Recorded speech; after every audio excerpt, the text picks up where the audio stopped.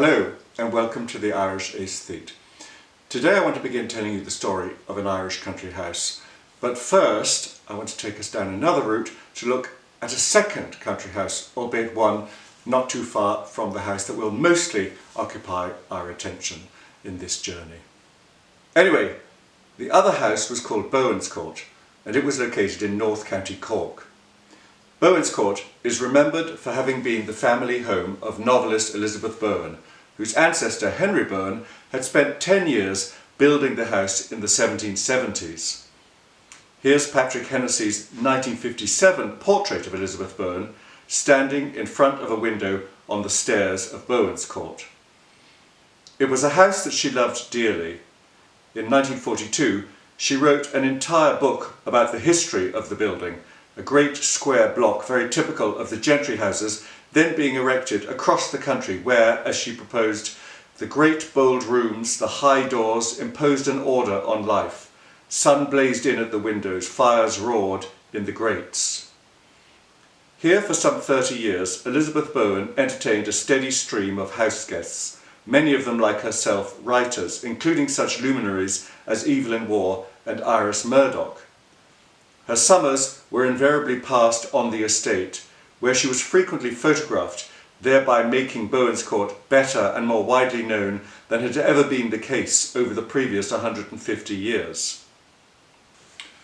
But alas, in 1959, some years after her husband's death and around the time that she turned 60, Elizabeth Bowen took the fateful decision to sell her family home.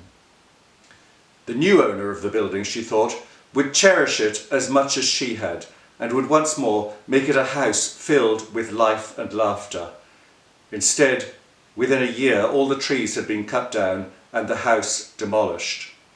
Its former owner was amazingly phlegmatic over the building's fate. It was a clean end, she declared. Bowen's Court never lived to be a ruin. Elizabeth Bowen moved to England and spent her remaining years there, never looking back to where she had once lived.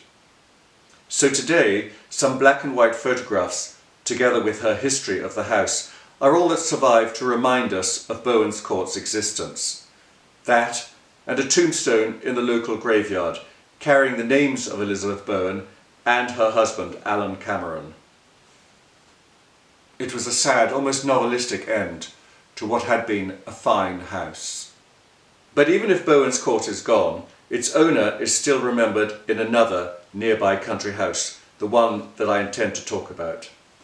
In here is a room dedicated to Elizabeth Bowen, and it contains many souvenirs of her life and work, not least the typewriter on which she wrote her novels for so many years.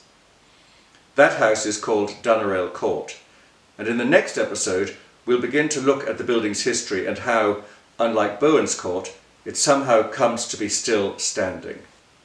I look forward to seeing you then.